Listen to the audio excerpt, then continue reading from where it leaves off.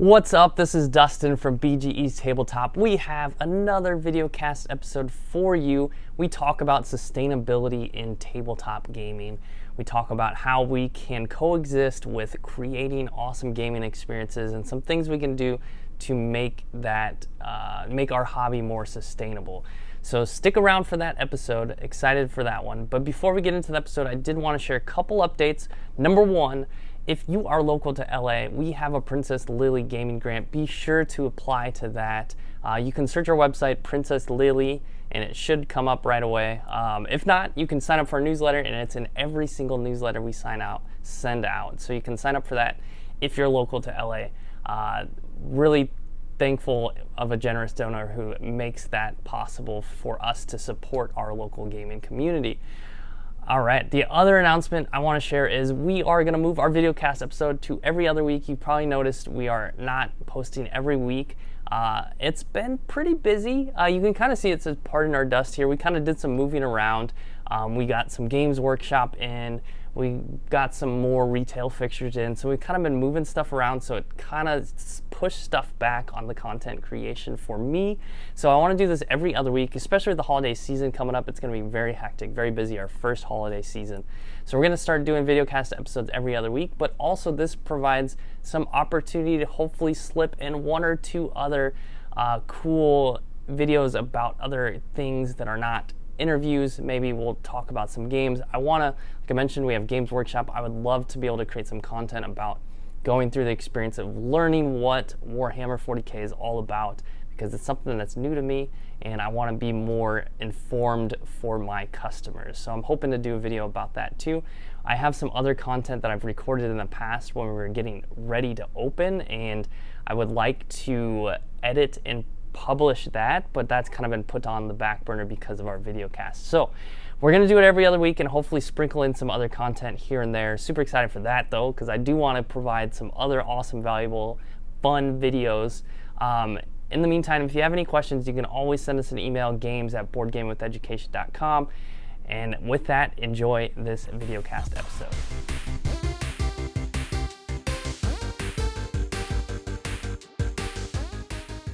So welcome to another episode of the BGE's Tabletop Talk podcast. I'm Dustin, your host. This is probably our second or third episode. We're just getting started with the podcast. I'm super excited to be joined by some awesome guests today. That's what our episode's all about today. We're talking with Kevin and Micha from, oh no, I forgot how to pronounce their game, Gaia Met. Oh, I'm going to bring them on in a second. They're going to help me correct their pronunciation. They're from Germany, and they're talking about a topic they are super passionate about, which is sustainability in board games. So I'm going to bring Micha and Kevin on. They will help me pronounce their company's name. Welcome, Kevin and Micha. Hey, yeah. Hey. It's called Gaia Games. Gaia Games. Oh, man. That's the company. Gaia Games. Is that, so you mentioned Ecogon, which is one of your games you combine two English words. Is Gaia, no, True. Gaia Games is the Earth Goddess. Can you share a little bit about the history of your game or your company and introduce yourselves as well? Well, the company name Gaia Games comes from, well, games is obvious, but Gaia is the Greek goddess of the earth. And there's also what inspired me personally was the thesis of Gaia, which is an organism of the whole earth, or you can see the earth as an organism, not as like the ball of dirt and some living things on it, but it's more like one giant organism. That's a Gaia theory that inspired me for the name of the company. That's awesome. And you and Kevin got to know each other through your company or previously. Can you explain or share a little bit about how you got to know each other and what you both do in the company? Basically, I'm coming around a lot. I did work with a lot of things. I did do outdoor education with kids, climbing lessons, and I also cooked for conferences. And I cooked for one conference where Micha was a participant. And so I think we got to know each other. I was really into board games. Micha was introducing his first invention, Ecogon, and I was totally hooked, and I was like, whoa, that's a great game. Let's keep in touch. And that's basically how we met, on a conference. And he liked my food, I liked his games, and then we connected. That's a perfect combination. So do you guys get together and cook some food and play some games often, or? Well, we try to meet once a month because we are not living in the same city. And each time we meet, Kevin is definitely the cook and produces awesome food.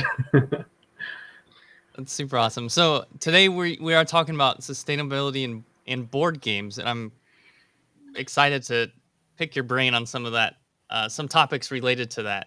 But before that, let's talk about being a board game publisher in Germany, or experience with board game culture in Germany.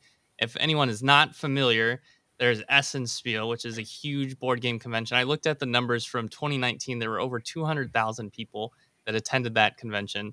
And board games are huge in Germany. They're pretty big in the US, but it's kind of still a niche kind of hobby. But how is the culture in Germany with board games? Well, I would say in our age, everybody grew up with Settlers of Catan or similar games, which kind of started the boom of this hobby, which was previously just these really boring standard board games. I don't know how it's called in English. Mensch, ärger dich nicht. It's one of the. Monopoly? It's not Monopoly. Monopoly is also really famous, Okay. and maybe some more into it knew Risk, the strategy game, Risk, but yeah. that's it. And through Settlers of Catan, it started to grow the boom of really inventive board games, and also they started the genre Euro games, or German style board games. It's also called. I hear it. So far, yeah, everybody knows this kind of games, and in the last years, it's starting to boom again, or it never stopped to boom actually since 20 years. And in our age, everybody plays some sort of board games. I don't know no one who doesn't play any kind of board games. But because there's also a huge diversity in board games, right? You have competitive board games, you have cooperative board games, which I prefer, because I can understand some people who don't like to compete. They might compete a lot in their daily lives, and then they don't want to compete on a board and find out who is the cleverest person on the table. But there's so many cooperative board games which are just about having fun, having a good time, and feeling good. So that's probably one thing which is really important in games, and which German board games or Euro games try to do, because they always have mechanisms to catch up. So even if you're behind, there are mechanisms which hold you in the game. Maybe some luck, or the last person gets a benefit. So the games are about keeping it equal and making the game fun for everybody who plays it. And I think that's a huge thing in Germany, and like they're really good at it. So producing fun board games, I think, yeah. And you mentioned Essen before, the Spiel in Essen. That's the biggest fair, but not the only one. I mean, there's in nearly every bigger city, they have some sort of board game conventions. So it's the story for itself. Board game clubs, like so many publishers. Basically, everyone who's not publishing his or her game at a big company is just founding her or his own company. So it's really crazy. And Niels, the third member of our company, went to it's kind of a festival for board game founders. So the board game founders are coming there, and the publishers are coming there, and they meet and they try to catch up new ideas. So you even have like real platforms to produce board games and to get the connection between like the game creators and the publishers. Yeah, there's this, I guess, similar type of convention, GAMA in the US, Game Manufacturers Association. where it's all people in the board game industry, so content creators, retailers, publishers, distributors. I'm sure you're familiar with Gamma as well, maybe? No? So the US like industry convention. Mm. All you have to be a retailer, publisher, distributor, content creator to be able to attend Gamma. It's It's like the Nuremberg fair. We have similar thing. okay, cool. And then you also mentioned, I'm curious about this. So you mentioned everyone you know plays board games, right? I could say the same thing about the US, but when I mention board games, the first thing that comes to their mind are like Monopoly, Risk. What would you say? Is that the same in Germany, or when you say board games, is it more so the games that you're used to or you see being made in Germany, or I'm used to as far as like more expansive into the hobby, like cooperative games, party games? All these games were introducing new people in our store to these games like pretty much daily, and they're like, "Whoa, I did not know this is something you can do with a board game." It depends on the age of the person. As I said before, Mm, like our age, they all play different, more interesting games. The higher you go up in the age, the less they know about this mm, diversity of games. And the younger ones, they all completely know all the kids' board games, and especially the prize Spiel des Jahres. I mm. don't know if you also know this kind of Game of the year. It's like Game of yeah, the Year game of edition. the year. Yeah. Yeah, they This is have. like when a game gets this award, every shop who doesn't Mm, sell just food is selling this kind of game. yeah, It's really crazy. Like we're talking about millions of games, like which are sold worldwide. Like yeah, we have ordered a couple of the nominees Oh, yeah, for this year, like Scout, Cascadia, and I don't. The third one's not in yeah, English yet. But we ordered 2 copies of Scout, and they sold the day we got them in. Cascadia, Nice. we have a couple copies left, but we ordered a lot more of that one. Because I wasn't sure about Scout, because it's kind of a smaller publisher. I mean, a Japanese publisher. They're very well known if you're in the hobby, but outside of the hobby, not a lot of people know about them. Um, but yeah, so cool. Well, no, go ahead. No, Cascadia is also like a kind of a smaller publisher. They only do Kickstarters, right? They did Caligula, I think, with the game with the Mm, cats. It was the first game, and then they put out Cascadia. And I just wanted to add one thing, which is also really big in Germany, is card games. So there are some card games, really traditional card games, that people just love to play, and you can basically play them with every person, like maybe older than 40. Everybody knows Skat, for example. It's the most famous German card game, and so card games are also really big in Germany. So yeah. you said Scout is the game that is nominated is a card game, like, or is that a No, different name? it's different name. Different name. Oh, It's called. okay, It's spelled SKAT. SKAT. Okay, Yeah. I'm curious So. as far as the card games, because we card games are really popular here too, like spades, hearts, um, cribbage. Um, Mhm. are those similar style games or are they different? Well, you Um, use the standard card deck, and you can play unlimited amounts of different games with these things. And the older people have their own, favorites, and younger ones, different ones. But everybody knows some sort of games of it. and Skat is basically the best trick game in the world. Well, Okay. I would say this. It's I'm gonna have really Never good. played it.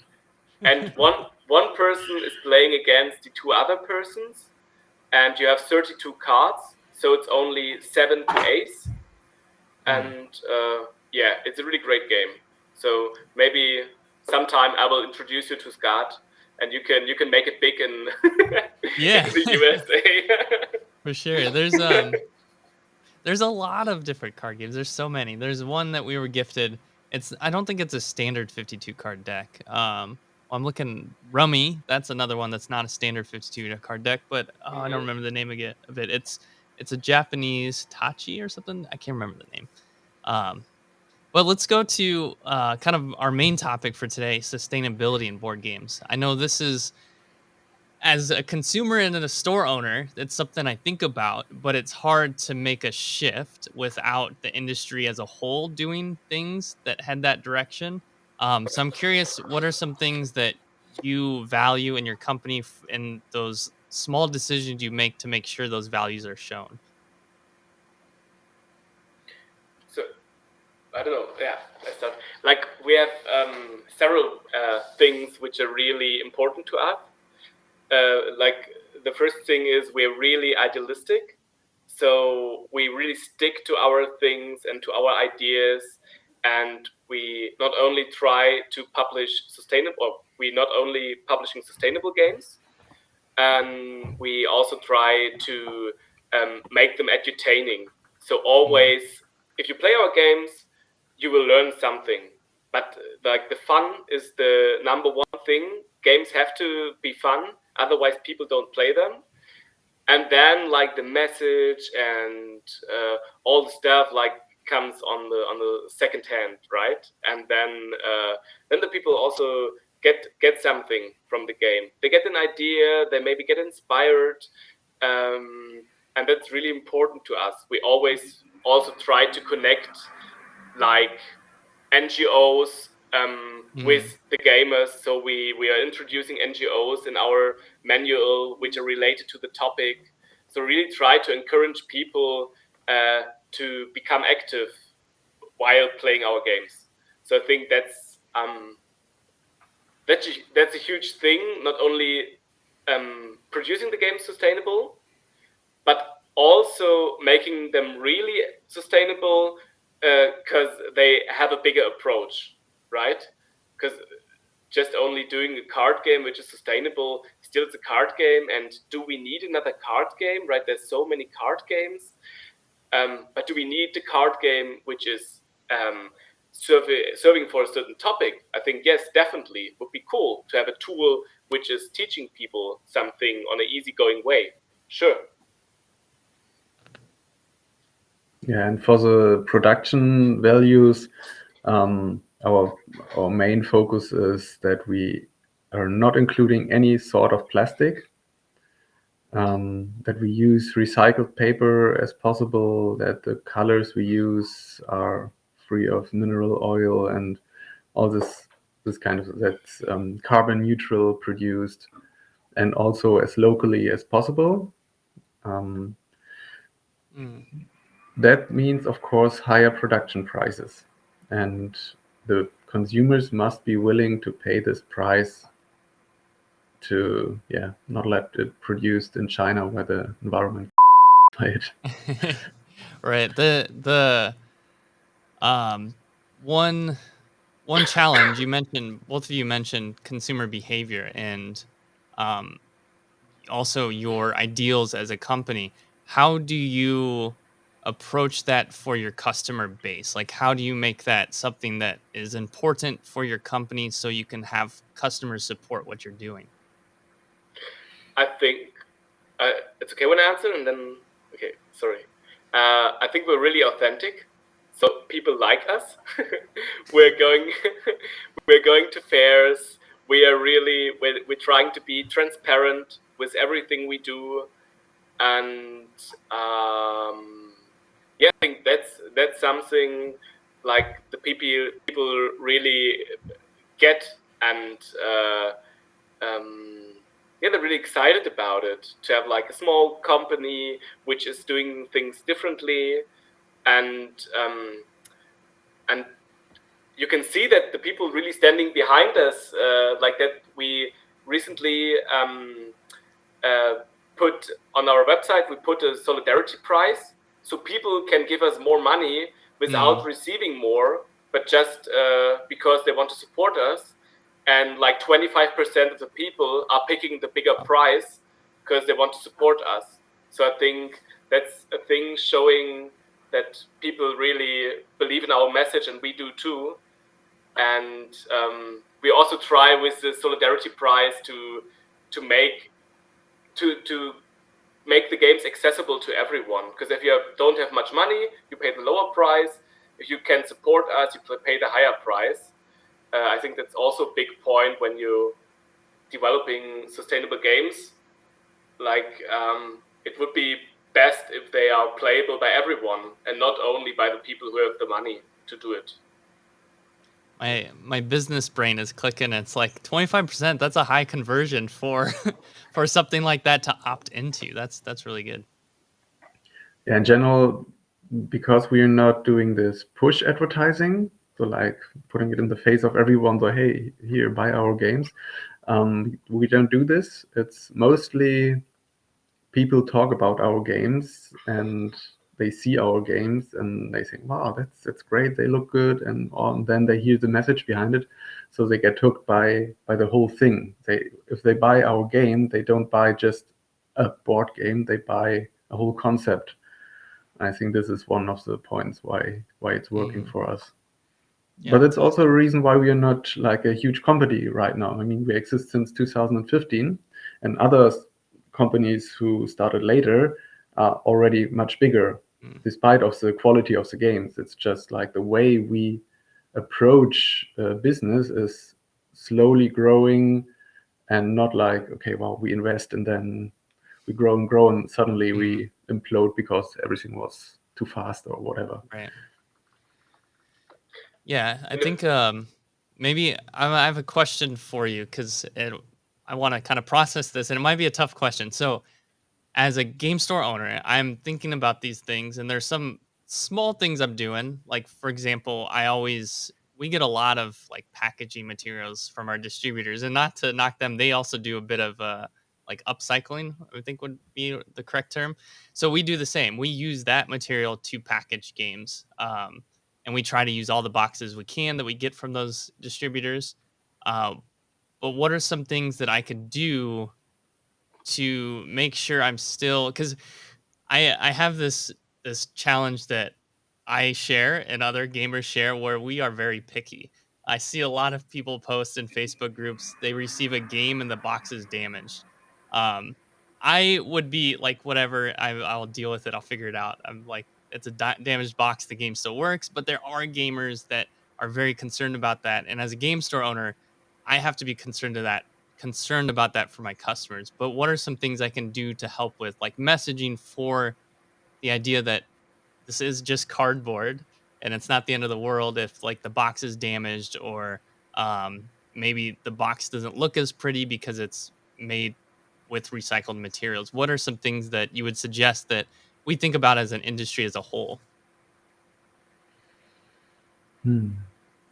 Well, it's something which appears in collectors circles. When people collect things, they kind of get this really picky eye and just want to have the best things, which I can understand. For me personally, I'm a huge fan of vintage and used things because they got character. I mean, That's a good to way. just twist Good it. way to put it. If a box of a game box falls to the ground and it gets some damage, suddenly it's an individual thing. It's not compared to any other game box in the world. Just to have this kind of mindset, it's not the end of the world. Sure, if you want to resell it, maybe it's a problem. But I buy preferred damaged games on the internet, used damaged games. First, because they're cheaper, and second, like otherwise they got thrown away. It's still a really good playable game. It's just my opinion. That's a good way to frame it. Yeah, and as Micha said, it's about the mindset, and I think when we have a look at society as a whole, we have to change our mindset. So we have to get rid of some attitudes, and that's just one small step. Like considering in the board game industry, to make them more sustainable, to make playing games more sustainable. And the question is also, do I have to own a game, or can I just borrow it from a friend? Right? It's nothing we like to hear in the industry, because sure, we like to sell our games, but it's a concept we have to think about. And one of our latest concepts is that we're only saying the board of the game, and we're saying to the people, like, come on guys, you have meeples, you have like dried beans, you have like dried pasta, you can use whatever you want as a game token. Use it. We give you the board game, we give you the idea, and you care for the rest, right? And I think that's also a pretty new idea and approach, to just say, why do I need 20 types of colored meeples? I only need one type of colored meeples. It doesn't matter which meeple is on the board, like when you think about it. And I think it would be really interesting to develop board games for the people who have a lot of board games, to rethink this, and what do the people have at home, and what do we have to produce and what not, and how big are our boxes. There is also something that has to change, because a big box, like I remember there was a game, I don't know which game publisher, it was a huge box, but inside were like 50 cards and a board, and I was like, what? That's and I paid 50 euros. It's crazy. Like at the most, they were selling me basically a box of air for 50 euros. And I think that's also something where people can shift their minds, like towards, okay, it's a proper filled box, and I don't pay for the size of the box. I pay for the game, for the idea, for the mechanics. And so I think it's all about the mindset. But the interesting thing is how we can change that mindset, right? One thing I really want to mention, especially to the customers who come to game shops like yours, is the box size. Is on your side, it's space in your store, which is occupied. The smaller, the better it would be. But it's also the advertising area for the game and for the company who sells this game. So just for the customers, keep in mind, you can also look at the small games. They're equally good. But our brains work like automatically, oh, well, this the big things, and you feel like you get value because it's giant box. To be aware of this trick of your brain, it's also helpful. Yeah, man, there's so many things to unpack that we just brought up. The idea of like the board game as an idea versus like the final product being art, and then where you kind of fall in between there. And then, and then you bring up a good point, Micha. As a game store owner, that does take up space, and I understand the consumer behavior that you want to get the bigger box, right? I've seen, like, we talked about Scout, the game from Oink Games. Like, there are publishers who are really good at making compact games, and it's super interesting to watch people pick up that game and kind of get sticker shock from the price of it, because it is it's this big, and it's a $23 game. However, there are customers that are very used to that brand and used to what that game is, have no problem paying the $23 for it. They're like, oh, these are the Oink games. Which ones have I not played yet? Or I've heard really good things about this one. Like, it's definitely worth $23. I'm going to play it a bunch. It's really interesting. Scout is a really good game. I really like it, and I really like the concept of Oink Games, definitely. Yeah. I'm always impressed how much fun you can put in such a small box. I really like them. I have also several games. Yeah. Yeah, and mentioned... I heard that they're from Japan, right? And I heard they developed these small boxes because the people just don't have any space in their apartments. But they still, you can fit a board game in this box, and they can fit it in their apartments. So it's kind of a funny side fact that it's also a big plus for the Japanese market.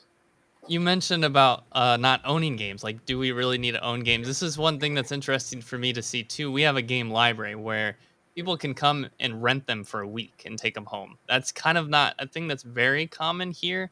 There's, I think, one other store that I'm aware of in Los Angeles that does it, and it's probably like a 2 hour drive from here. Well, maybe about an hour and a half. Um, so, but it's also interesting because I think there's the extreme of board gamers who are collectors, and it's more about collecting as many games as Mm, possible versus playing as many games as yeah, possible, or a little bit of both. true. There are some board gamers who like to buy a game, play it a couple times, and just have it in their collection. Um, but then you get to the point where you hit that massive, I don't know what it's called, where you get too many and you have to start culling your collection. You have to start selling some games off. Yeah, I think. So the size of the box, again, it's like a Yeah. point where you consider having it or not. Yeah, right. Yeah, it's so interesting because as consumers, we don't like big boxes that is air, but we buy those things. I don't know. I don't know. Yeah, it's really like a really funny thing, as Micha mentioned it, and I really like that you have this game library. We also have them in Germany, and I think they have a really special concept. We have some libraries which are offering a flat rate, so you pay a Mm, certain amount per month.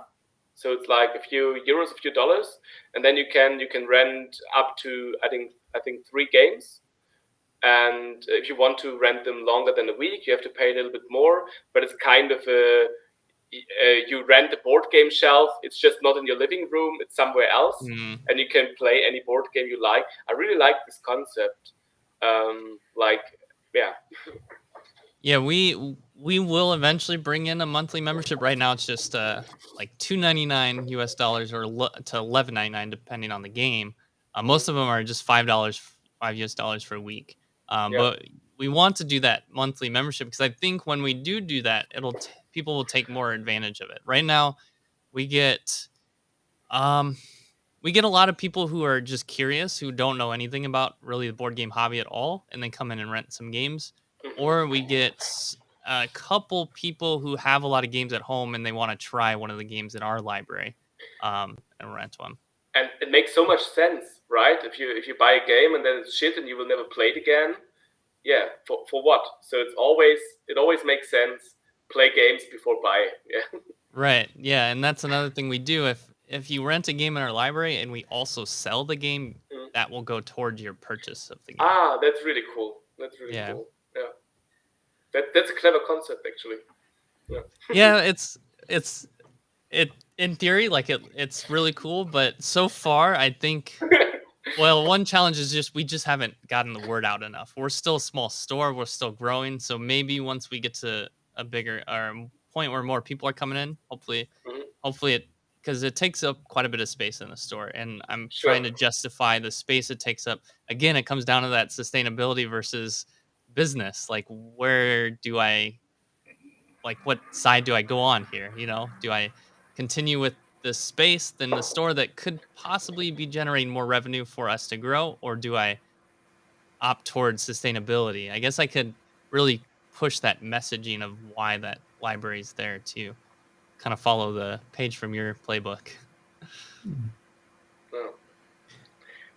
There was a really fun quote of a customer. He was saying like, yeah, it's all good, sustainability in board games. I really like your approach. I especially like the edutainment approach. But today in my daily walk to the grocery store, I bought more plastic than it is in all of my board games. So, Yeah. and he's kind of right about that, right? Mm, We, because sometimes it's just like, yeah, we're sustainable, we don't have plastic, and it's just a selling reason. So it mm, shouldn't be just a selling reason. You should mean it, because it's just crucial. Yeah, we have to change something in our behavior to improve the world and to continue on this planet. And it's to make it like a little bit pathetic, but it's important, I think, and it's important to be authentic, and it's important to really mean the things you do. Yeah, right. it makes Yeah, I think it makes also happier. for sure. And again, it's super awesome where you can see it in just in our conversation and the values of your company. Your website's in Germany, so I can't like look too much into like the There's a background. But translation version okay, as well in English. cool. So I'll be sure to link that too. But we're kind of going pretty late on time, so I want to sneak in a game and then we'll sign off here. So I'm gonna share my screen. Hopefully this works. Chrome tab, 5-second rule. We're gonna play 5-second rule. Can you see that? You can see it, right? Yes. Yeah. All right. So I explained this game a little bit before, but just for anyone who has not played it, we played it a lot on our other podcast, Board Game with Education. So, I didn't even change the title. So BGE's Tabletop Talk Game Time. We're gonna play 5-second rule, and in the game, you get a category, and you have to name 3 things in that category before time runs out.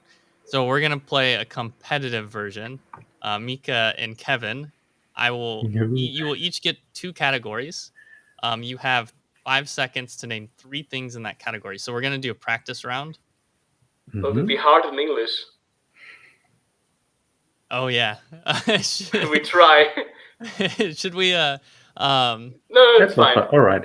So I was gonna say you could judge each other. All right, so this is how it works. The timer, as soon as I click over, the timer will start at 5, 4, 3, and then you'll have until the time runs out to say the item. So At the same time, both. we'll do it separate. So we'll go with Kevin first. Oh, okay, ready, Kevin? Yeah. Tiger, squirrel, dog. All right, so you got a point for Kevin, and then we'll go Mika. So we're gonna go at 1. 3 stones, water. Oh, you just got it. So we got 1 and 1. All right, we'll go Kevin. Mobile phone, TV screen, blender. Oh, It was too late. We got 1-1. This is for the win. For the win. We're gonna go at 1, 3, 2. Ants, flies, and bees. Oh man! So, Nice. congratulations. But that was like It was Micha unfair. is an expert at insects. That was like I could name you the scientific names of it. Not in 5 seconds, but yeah. That was You could name the Latin names of the insects. yeah. a competitive advantage. Awesome. So thank you so much for coming on the show. And before we do go, where can people find more information about you both and your company, and where could they find your games? Well, we have, of course, a web shop and a website. It's called GaiaGames.de, but it's standard in German, but you can click on the English version as well. There must be a button to change it in English. But it will be shipping to the US, which is pretty expensive. So there's a little call out we would like to do. We are searching distributors and even a publisher for localizing our games in the US. We didn't have so much time yet to get into it, so we're just using this first kick to maybe find something. And The games- also, sorry. Yeah. No, continue. I just wanted to say that Fish and Flips will be available in fall. So it's you can click on the site of Helvetic.